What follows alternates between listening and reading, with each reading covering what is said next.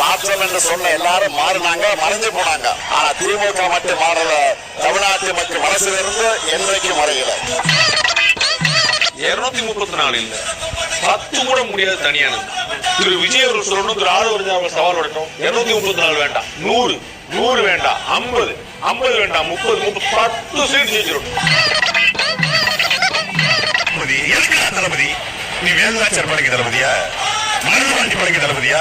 தளபதி நீ தளபதி இல்ல, தமிழ்நாட்டின் தளபதி, தளபதி. என்னைய பொறுத்தவரை விஜய் எந்த தொகுதியிலும் ஜெயிக்கிறதுக்கான வாய்ப்புகள் இருப்பதா எனக்கு தெரியல. அது என்னடா சொன்னாங்க? வாக்குகள் அடிப்படையில் அதிக வாக்குகளை பெற்ற கட்சியாக முதலிடத்தில் இருக்கிறது தாவேகா. இதுவரை எண்ணப்பட்ட வாக்குகளில் 1.5 கோடி வாக்குகளை பெற்றிருக்கிறது தமிழக வெற்றி கழகம்.